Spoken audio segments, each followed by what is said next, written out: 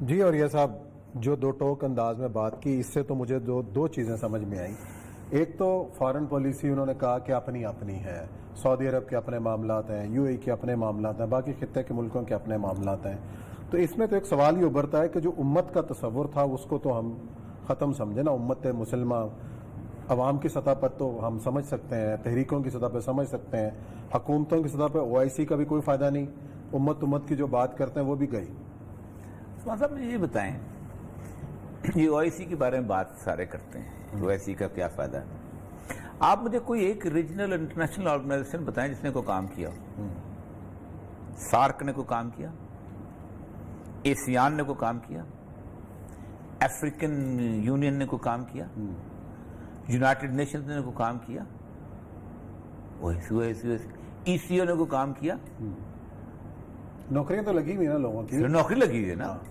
آپ مجھے یہ بتائیں کس کام کون کرتا ہے جب آپ ایک ملٹری اتحاد بناتے ہیں؟ نیٹو نے کام کیا، وارسا نے کام کیا، یہ دو بڑے اتحاد تھے، ملٹری اتحاد تھے. سینٹو نے کام کیا. ٹھیک. پھر جب آپ اکنامک اتحاد بناتے ہیں، یورپی یونین نے کام کیا. ٹھیک. یہ ڈبیٹنگ سوسائٹیز ہیں. مجھے یہ سمجھ نہیں آتی پاکستان کے میڈیا کی، پاکستان کے لوگوں کی. اسلامی ملک کون سا ان میں قرآن ہے جو اسلامی ہے؟ کیا بشار الاسد اسلامی حکومت قائم کر رہا ہے؟ کیا مہاتر محمد اسلامی حکومت قائم کر رہا ہے؟ کیا وہ انڈونیشیا والا اسلامی حکومت قائم کر رہا ہے؟ کیا سوڈان والا کر رہا ہے؟ کیا مصر والا سیسی کر رہا ہے؟ They are as secular as any country is. بلکہ یہ جتنے بادشاہ ہیں، کیا مطلب محمد بن جو ہے کیا نام ہے سلمان بن شیخ زید بن سلطان کا جو بیٹا ہے شیخ محمد جو ہے، اور جو خلیفہ بن زید ہے یہ عمر بن خطاب ہے، یہ علی المرتضیٰ ہے. یہ کون ہے؟ They are not Islamic. چلو ان کو چھوڑ. عمر بن عبدالعزیز ہیں، صلاح الدین ایوبی ہیں. They are secular rulers. جس طرح ڈیگال جاتا ہے، جس طرح ٹرمپ جاتا ہے، اس طرح یہ بھی جاتے ہیں. سر یہ ہے کہ یہ ٹوپی پہنی ہوئی ہے، لمبا سا چوکا مسلمان اپنے آپ کو مسلمان کہتے ہیں. آپ مجھے یہ بتائیں عثمان صاحب، 100% کرسچن رولرز ہیں یورپ میں. کبھی کسی نے یورپین یونین کو یہ کہا ہے کرسچن یونین؟ تو یہ تو میں بائی کرنے کو تیار نہیں. بدنام کرنا، وہ گالی دینا، وہ اسلام کے نام پہ گالی دینا. کوئی مسلمان ہے ہی نہیں ان میں، کوئی مسلمان رولر ہی نہیں ہے. اگر بے شک پگڑی اور امامہ پہن لے تب بھی وہ مسلمان رولر نہیں ہے. وہ basically they are secular rulers. صرف یہ ہے کہ بنیادی طور پر ان کے والد نے ان کا بچپن میں نام لکھ دیا تھا. نماز جاتے ہیں، روزہ پڑھتے ہیں، حج کرتے ہیں. دین کے ساتھ کوئی تعلق نہیں کسی بھی ملک. تو ایک بات تو یہ اب ذہن میں رکھیں کہ یہ اب آتے ہیں کشمیریوں کے بارے میں. آپ لیں کشمیری جو ہیں فار ایگزامپل، ان کی زمین پہ قبضہ کر لے کوئی، ٹھیک ہے، تو سب سے پہلے تو کشمیری جو ہے نا وہ احتجاج کریں گے نا، اور کشمیری کہیں گے جی ہماری زمین پہ آپ نے قبضہ کیا ہوا ہے یہ، اور ہم انڈیا کو نہیں مانتے. صحیح. لیکن اگر کشمیری ہی اس ملک کو مان لیں تو آپ کیا کریں گے؟ سب سے پہلے کس نے مانا ہے؟ اور کس کی زمین پہ اسرائیل بنا ہے؟ اردن کی. اور سب سے پہلے کس نے مانا ہے؟ اسی نے مانا ہے. ہماری لڑائی تو بات کی بات ہے نا. میں اس کانٹیکسٹ امت مسلمہ کی بات کی باتوں کریں گے. امت مسلمہ کا نام لو تو صرف فلسطین یاد آتا ہے، صرف کشمیر یاد آتا ہے. پاکستان کے اندر 6 فٹ پہ اسلام نافذ نہیں ہوتا. حد کی سزا کے اوپر چیخیں نکلنی شروع ہو جاتی ہیں. سود کے اوپر سب لوگوں کی آنکھیں الٹی ہو جاتی ہیں. ہاتھ کاٹنے کو کہتے ہیں وہ سزا وحشیانہ بربریت والی سزا. اور سب سے بڑی بات ہے کہ فلسطین ریاست مدینہ 6 دفعہ ریاست مدینہ عمران خان صاحب نے کہا. اور یہ ریاست مدینہ کو بدنام کرنے کی بات ہے کہ فلاحی اسٹیٹ تھی. فلاحی اسٹیٹ اس کا ایک حصہ تھی. ریاست مدینہ میں 87 جنگیں ہوئی ہیں. سید الانبیاء کے جسم کے اوپر زخموں کے اتنے نشان تھے کہ شاید کسی کے جسم کے ہوں.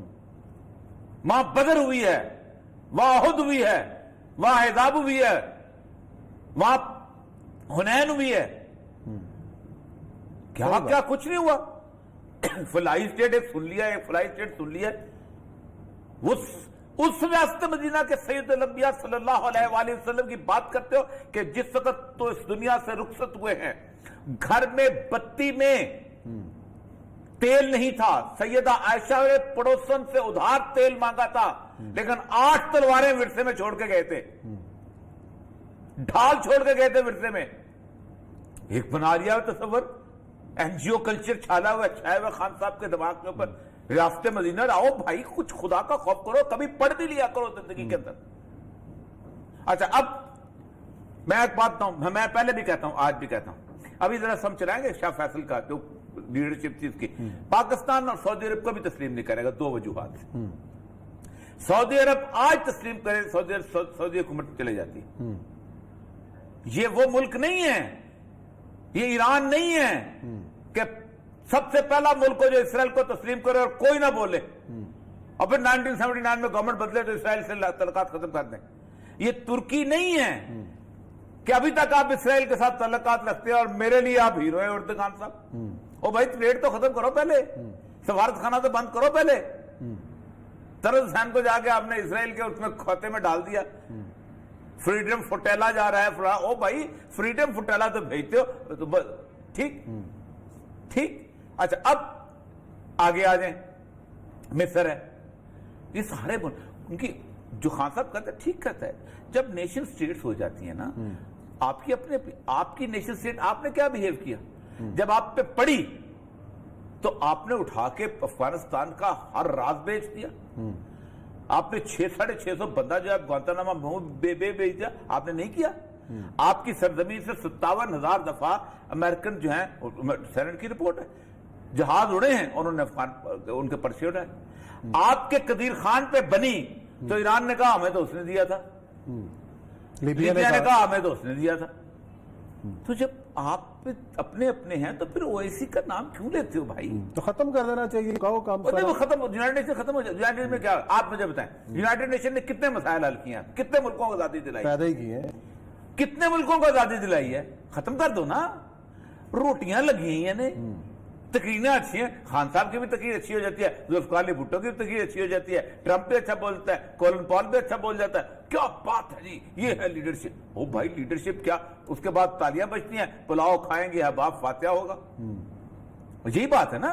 تو مسئلہ سر یہ کہ میں اس چیز کا قائل نہیں ہوں کہ ہماری انٹرنیشنل اگرچہ کہ بہت اچھی رہی ہے، بالکل ٹھیک ہے، لیکن اس کے اندر حالات کا واقعات۔ میں ایک اور بات بتاؤں، خان صاحب نے کہا ہے کہ ہماری بڑی فتح انڈیا کو، پہلی بات تو یہ ہے اگر وہاں پر مودی نہ ہوتا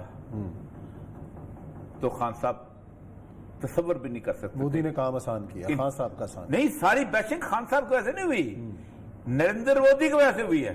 اور میں آپ کو بتاؤں، پاکستان نے 50 ایئرز تک یہ بیڈ پریس فیس کیا۔ آپ مجھے بتائیں انڈیا نے کتنا ایکسپلائٹ کیا ہمیں؟ پوری دنیا میں ٹیررسٹ ڈکلیئر کرتے ہیں، ہمارا نام لوگ سننا گوارا نہیں کرتے تھے، آپ نے کتنا ایکسپلائٹ کیا؟ ایک لفظ بھی نہیں آپ نے ایکسپلائٹ کیا۔ جو نیو یارک ٹائم نے لکھ دیا کیا بات ہے، پیش کر دیا ہم نے، جو واشنگٹن پوسٹ نے لکھ دیا پیش کر دیا۔ آپ کے فورن آفس نے کہاں جا کے انڈیا کو ٹیررسٹ ثابت کرنے کی کوشش کی، ٹیررسٹ اسٹیٹ ثابت کرنے کی کوشش کی؟ آپ نے کوئی موومنٹ چلائی؟ آپ نے کوئی اسمبلی کی کوریڈور؟ پاکستان کی تو این جی او اتنی 2 نمبر ہے کہ یہ وہ لوگ ہیں کہ جو پاکستان کی عورتیں جو ہیں، یہاں سے میں نام لیتا ہوں، مجھے شرم آتی ہے ان عورتوں کی، جو یونائٹڈ نیشن کی کوریڈور میں پاکستان کے خلاف پیمفلٹ لے کے گھومتی تھی کہ پاکستان میں فیملی ریپ ہوتی ہے، یعنی خاوند جو ہے اپنی بیویوں کے ریپ کرتا ہے، جو زبردستی ان سے پیار کرنے کی کوشش کرتا ہے، اور 68% ریپ ہوتی ہے پاکستان میں، خاتون آج بھی ٹی وی پہ آتی ہیں۔ لیکن ہم انڈیا کے خلاف کوریڈور میں نہیں گئے، دیکھیں نا، تو شیریں مزاری صحیح روتی ہے نا، پھر روتی۔ سر اب مجھے یہ بتائیں خان صاحب، سچا کون ہے؟ آپ کہتے ہیں سعودی عرب کی اپنی پالیسی ہے اور انہوں نے اس لیے کشمیر کو نہیں کیا۔ آپ کا وزیر خارجہ کہتا ہے وداؤٹ سعودی عربیہ، وہ کس کے انسٹرکشن؟ خان صاحب کا مسئلہ پتہ کیا ہے؟ خان صاحب کی پارٹی کے اندر، آج میں نے اسی پہ لکھا ہے کہ خان صاحب کی پارٹی وہ واحد پارٹی ہے اب تک کی 73 سال کی جس میں کسی کو پتہ ہی نہیں کہ ہماری آئیڈیالوجی کیا ہے۔ جو مسلمان ذہن کے لوگ ہیں وہ سیکولر کو روکتے ہیں کہیں آگے نہ بڑھ جائیں، جو سیکولر ہے وہ مسلمانوں کو روکتے ہیں، مسلمان ذہن کے لوگ اسلام ذہن کا ان کو روکتے ہیں، اور پارٹی وہیں پلیٹ فارم پہ رکی ہوئی آگے بڑھی نہیں رہی۔ ایمان تو یہی حالت ہے۔ وہ اس کو کہتا ہے وہ سیکولرزم بنا رہا ہے، وہ کہتا ہے اس کو یہ بنا رہا ہے، وہ اسٹیپ لیتا ہے، اس کے خلاف میں وہ خان صاحب کو ایک آئیڈیالوجی دینی چاہیے.